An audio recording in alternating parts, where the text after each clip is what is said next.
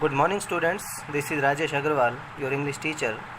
Till now, we have completed 3 chapters in our book Vistas. Today, we are going to start chapter 4. The name of the chapter is The Enemy, written by Pearl S. Buck. Let us see introduction and theme of this chapter. The story is set during the Second World War. Story को कब set किया गया? Second world war के दौरान. The story highlight करती है how a Japanese doctor, कैसे एक जापान का रहने वाला डॉक्टर जिसका नाम है doctor Sadao, save the life of an American prisoner of war, जिसने अमेरिका के एक प्रिजनर को जो है सेव किया. And rises above narrow national prejudices. Narrow national prejudices का मतलब होता है छोटी छोटी विचारधाराओं से ऊपर उठ जाना. तो कैसे वो छोटी विचारधाराओं से उठा, उसकी थिंकिंग जो है हाई हुई.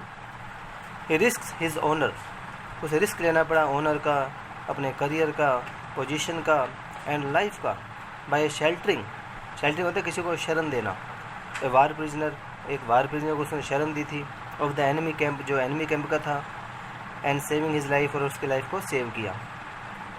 The author has beautifully portrait, author ने बड़े ही शानदार तरीके से पोर्ट्रे किया है, दर्शाया है, शो किया है. द कन्फ्लिक्ट होता है दो तरह के विचार, ये करें या वो करें. In the doctors mind, doctor के माइंड में कन्फ्लिक्ट चल रहा था. एज ए प्राइवेट इंडिविजुअल, एक कन्फ्लिक्ट तो था कि वो एक प्राइवेट इंडिविजुअल की तरह रहे, सिटीजन की तरह. And as a citizen with a sense of national loyalty, एक होता देश की तरफ से सोचे वो. प्राइवेट इंडिविजुअल मतलब वो डॉक्टर का प्रोफेशन उसका, और एक नेशनल लॉयल्टी का मतलब देश का नागरिक होने के नाते. दो तरह के कन्फ्लिक्ट में वो परेशान हो गया था. The story gives the message, story message देती है. ह्यूमनिज्म ट्रांसेंड्स का मतलब गो बियॉन्ड, बहुत दूर चले जाना. All man made prejudices and barriers, इंसान ने जो प्रेजुडाइस बनाए, झूठे भ्रम बनाए हैं, बैरियर्स बनाए, रुकावटें बनाई हैं, उनसे ऊपर उठना. Doctor Sadao upholds the ethics माने मोरल ऑफ मेडिकल प्रोफेशन, वो अपने मेडिकल प्रोफेशन के जो है मॉरलिटी को, नैतिकता को जो है अपनाता है. इन ट्रीटिंग एन एनिमी, एक शत्रु को भी जो है ट्रीट करता है. The story is a great lesson of peace, love, sympathy, fellow feeling and humanism. Story जो एक लेसन देती है हमें पीस का, लव का, सिंपथी का, फेलो फीलिंग्स का और ह्यूमनिज्म का. So this is the introduction and theme of the chapter. Let us see the brief summary of this chapter. The story is about a Japanese surgeon Sadao, Japan का एक surgeon है Sadao, जिसकी कहानी है. He went to study in America गया study करने. And meets a Japanese girl, वहाँ पे एक जापानीज गर्ल मिली जिसका नाम था हाना. ही मैरिज हर, उससे शादी कर लेता है. And brings her back to Japan to settle down, और उसे अमेरिका से जापान ले आता है. This was the time of world war second, और ये समय था वर्ल्ड वार सेकेंड का. Thus all the doctors were called upon, सभी डॉक्टर्स को बुलाया जाता है. To serve the Japanese army, की जापानी आर्मी की आप सेवा करेंगे, सर्व करेंगे. हाउएवर, फिर भी they allowed Sadao to stay back, पर सदाओ को जो अलाउ किया जाता है कि तू वहीं रुक. इट वॉज बिकॉज, इसका कारण ये था, ही वॉज स्टैंडिंग, यानी मैंने केयर करना, to the old general, Japan का ओल्ड जनरल था जिसकी वो केयर कर रहा था. Who was on his death bed, जो डेथ बेड में था, यानी कि जो मरने की कगार पे था. यानी हमारा जो डॉक्टर सदाओ है वो जापान के ओल्ड जनरल की ट्रीटमेंट कर रहा था. हाउएवर वन नाइट, फिर भी एक रात को क्या हुआ, an incident changes his life, एक ऐसी घटना हुई जिससे उसका माइंड चेंज हो गया, उसकी लाइफ चेंज हो गई. ही एनकाउंटर्स, उसका सामना किससे हुआ, एन अमेरिकन नेवी मैन का, अमेरिका कोई नेवी मैन था. हु इज़ इंजर्ड, जो इंजर्ड हो गया था, बाय गन शॉट, गन लगने के कारण, एंड डाइंग, और मर रहा था. Although Sadao was in no mind to help the enemy, Sadao उसको हेल्प तो नहीं करना चाहता था क्योंकि वो एनिमी था. He takes in the young soldier, फिर भी उस यंग सोल्जर को अंदर लेके आया.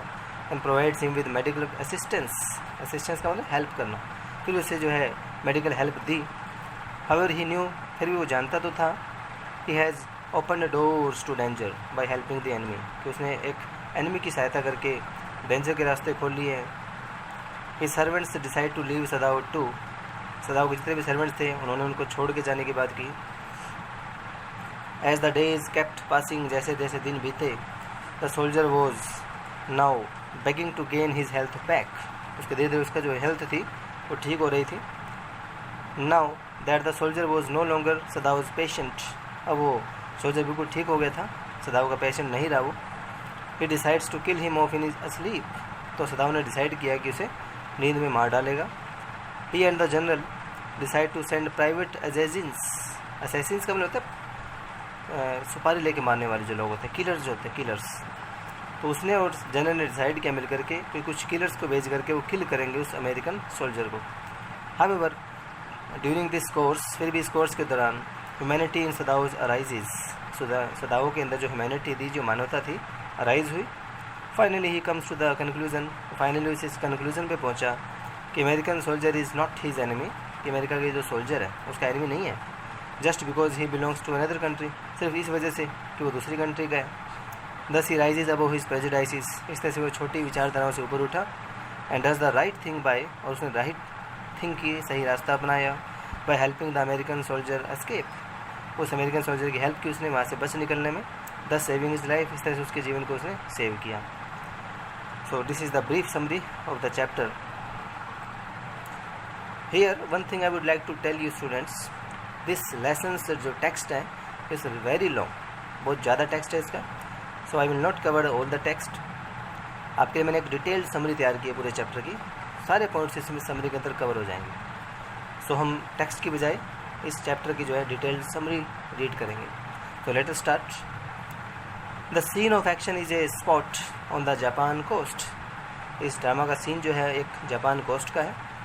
Doctor Sadao Hoki's house was a low square stone built house, doctor Sadao Hoki का जो घर है स्क्वेयर साइज का स्टोन से बना हुआ घर है। It was set up on rocks, जो कुछ रॉक्स पर है, पहाड़ियों पर है। वेल अबव ए नैरो बीच, नीचे एक बीच है, आउटलाइंड विद बेंट पाइन्स, जिसके चारों तरफ पाइन्स के पेड़ हैं। Pines is the name of trees. Sadao's father had a deep concern, Sadao के जो फादर थे उसको हमेशा एक चिंता रहती थी फॉर हिज सन्स एजुकेशन, अपने बच्चे की एजुकेशन को लेकर। So Sadao had been sent to America, इसलिए सदाओ को अमेरिका भेजा गया एट 22 की एज में, to learn all that could be learned of surgery, तो सर्जरी के मामले में जितना भी पढ़ा जा सकता है वो पढ़ सके, एंड मेडिसिन, और मेडिसिन के बारे में पढ़ सके। ही रिटर्न एट 30 की एज में लौट के आया। He became famous not only as a surgeon, केवल सर्जन के रूप में फेमस नहीं हुआ, but as a scientist also, एक साइंटिस्ट के रूप में भी फेमस हुआ। It was the time of world war second का टाइम था। Japan was at war with America, Japan का और अमेरिका का युद्ध चल रहा था। Doctor Sadao had not been sent abroad with the troops, abroad माने बाहर भेजना, विदेश, ट्रूप्स का मतलब सेना, सोल्जर्स। डॉक्टर सदाओ को जो है सोल्जर्स के साथ बाहर नहीं भेजा गया। The old general was under medical treatment, क्योंकि जो ओल्ड जनरल था जापान का वो मेडिकल ट्रीटमेंट ले रहा था सदाओ से। And he might need an operation, कभी भी उसे एक ऑपरेशन की जरूरत हो सकती थी। So doctor Sadao was being kept in Japan, इसलिए डॉक्टर सदाओ को जापान में ही रखा गया। सदाओ वॉच्ड मिस्ट्स, सदाओ ने देखा मिस्ट माने फॉग, धुंध वगैरह। Hide outlines of a little island near the shore, उस बीच के किनारे, उस शोर के किनारे एक आइलैंड था जिसके चारों ओर उसने कुछ मिस्ट देखी। Then it came creeping up the beach below his house, धीरे धीरे जो मिस्ट थी बढ़ती गई, उसके घर की तरफ आई। His wife Hana came out, Hana बाहर आई, and put her hand on his arm, उसको अपने हस्बैंड को, सदाओ को जो है गले लगाया। इट गेव हिम प्लेजर, उसे उसको प्लेजर मिला, हैप्पीनेस मिली। Then she laid her cheek against his arm, तो उसे अपनी चीक को उसके आर्म के साथ रखा, मीन्स दोनों प्यार कर रहे थे। एट दिस मोमेंट, इसी पल क्या हुआ, both of them so something black come out of the mist, उस धुंध में से कुछ ब्लैक सा उसे दिखाई दिया आता हुआ। इट वॉज ए मैन, एक आदमी था, एक पर्सन था। ही स्टैगर्ड ए फ्यू स्टेप्स, और वो जो आदमी था वो स्टैगर्ड मैंने लड़खड़ा रहा था, कुछ स्टेप चला वो लड़खड़ा के।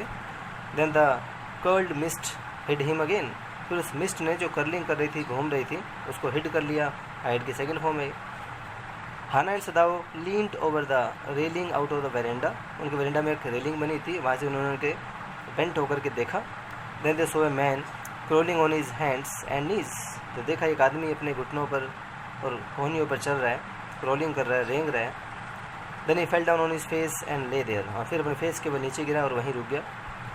दे thought that it was perhaps a fisherman, उन्होंने सोचा कि शायद कोई फिशरमैन होगा, who had been washed from his boat, जो शायद बोट में वॉश्ड होकर के लहरों से बह करके यहाँ पे आ गया होगा। So students, this much is enough for this lecture. The remaining part of the summary of this chapter we will do in our coming lecture. Till then, have a nice day.